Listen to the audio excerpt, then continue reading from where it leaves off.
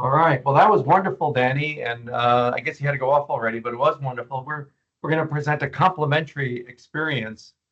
So this was our first year for Columbia's OHDSI Summer School in Observational Health Data Science and Informatics, AI, and Real World Evidence, as we formally called it for the university.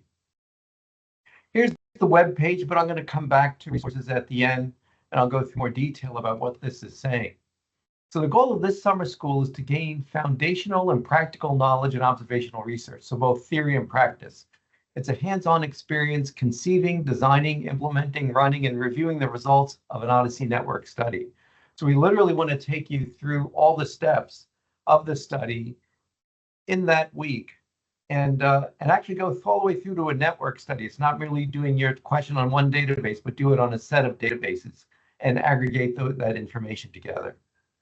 Who is relevant for this?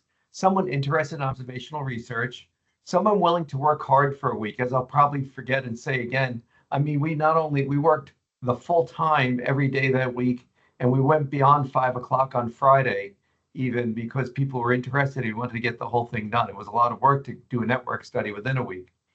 We accept varying levels of expertise. First, we had first-timers, statisticians, epidemiologists, clinicians, several clinicians, software engineers, informaticians.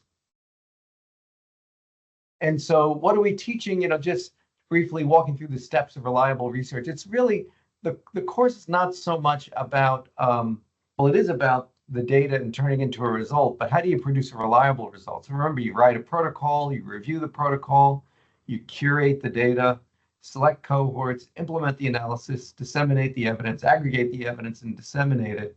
And you wonder, is the evidence reliable? So at a methodologic level, you can look at, is there a bias in the methods, measurement error in the cohorts, data quality problems in the data. And once you've solved that, you can say, does the study provide unbiased effect estimates? Are the findings generalizable to the population of interest?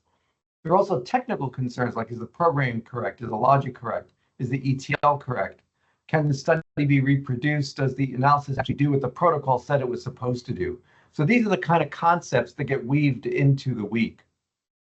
The activities, hands-on experience with multiple large databases. So we have real clinical databases. These are not synthetic databases, about 7 million, 15 million, and 30 million subjects per database. And we do clinical characterization, population level effect estimation, and patient level prediction.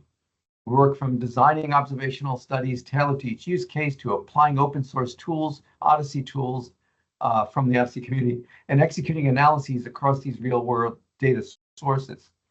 We have foundational lectures on analytic methods with hands-on interactive faculty-led group exercises. So what happened, the way we designed it, is basically it starts as a tutorial week and evolves into a study-a-thon by the end of the week. We had students generate their own hypotheses. The group selected 6 for group execution and worked in subgroups consisting of students with complementary skills to carry out the analyses. Although we had to say everyone run the study because we have many databases for each one. So if you have 3 data sets, 18 different things that we ran at the database level, then we had fewer meta-analyses. The resources, well, we have faculty who are experienced in observational research and OHDSI tools, the Columbia Biomedical Informatics space, which was very nice to do this in. And then we exploited the Amazon Web Services platform, had a large web server, a database server, so that we could handle the load, because we were very worried about the load if we have, say, 30 students. Each student had their own virtual machine. You show up with a laptop, but then you connect to the virtual machine and do your work from there. And that way we can make sure all the packages, I mean, learning how to install the OHDSI packages is something you need to learn, but we didn't want to spend too much of the week on that kind of thing and spend it on actually running the study. So we reconfigured the virtual machines. And 3 days of like a small virtual machine. And then for the last 2 days, we cranked up the power to many cores for each virtual machine for large scale calculations. So we only had to pay for large machines, say, I forget if it was 24 or 48 cores per student for the last 2 days only. So it wasn't that expensive because we could get 30 machines of that size and can do all the, say, propensity score calculations and all the self-control case series calculations. And as I mentioned, EHR and claims databases with 7 to 30 million persons. So this year's was held in July, just this past summer. 30 participants, international from far away, as well as across the US. And we had more than usual heavy emphasis on local people because it was our first time running it. We wanted to keep it under control. We had clinicians, epidemiologists, informaticians, analysts, students, and other faculty members. The good news is they remained fully engaged. For the most part, the class remained throughout the course, other than one or two who knew they had to leave a little bit early for a plane flight, but most of them stayed through after the time of the course ended. Here's a lot of the group taken on the terrace. This is the terrace of the 2014 first OHDSI meeting. So meeting in the same place.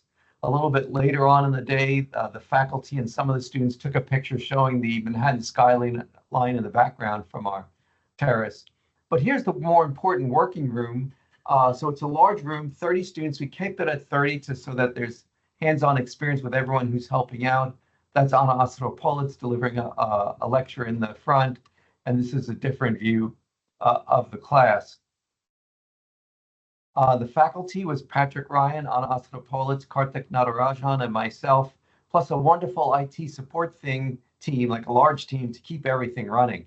Because it's so hard to keep all these, it's complicated because we're going from a laptop. Well, we kept it as simple as possible, laptop to virtual machine to database server. So making sure that was flawless. I mean, mainly the complaint we got from our students who took the course was, why can't we do this all the time? Why is it only during the DBMI summer course? Here's our syllabus. Here's the overview. The first day, more goal and data, then study design, then doing phenotyping, doing analysis, and then meta-analysis and reviewing the results. A little more detail here. First, we asked the students to start logging into their VM before they get here, just so we can solve what we can ahead of time. And then we start the day with getting them up to speed on getting onto the VM and Atlas. And then we do the introductory lectures. As I said, a little bit heavier on lectures at the beginning of the week. But we do exercises from the first day, mapping patient journey, exploring the standardized vocabularies, exploring patient profiles in Atlas and so forth in our group photo.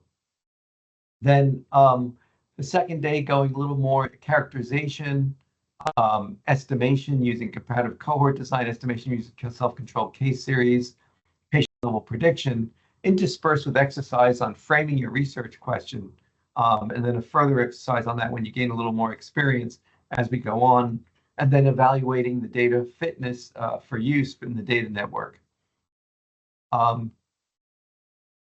By Wednesday, we're starting into the second part, which becomes more like a study-a-thon. Some lectures on phenotyping, building your concept sets, but more exercises, more demos, actually starting to build your cohorts, and then evaluating your cohorts, doing phenotype evaluation using the OHDSI tools. And by the way, Tuesday night, we go out for a little bit of a night excursion, and Wednesday night, we had local, at the department, a little celebration. Thursday, we move into hardcore. Now we have the big machines. We're running the propensity score. Some of it runs overnight. Learning how to do it and exercises and how to review your diagnostics and run your real study on individual databases. And then presenting your protocols that you've come up with at lightning talks. Evening on your own, you ended up going downtown with whoever wanted to go down yet a third time. And then finally, we've run the meta-analyses. Now we're going to review them in the iShiny app. We have lectures on interpreting the results, interpreting your own results on iShiny, and of course, the student presentations, and then finished a little after 5 o'clock. So the group produced 6 network studies, 2 characterization, 2 population level estimation, 2 prediction. 3 are going on for further expansion. There was great team building at the time, and some group excursions like Dania show.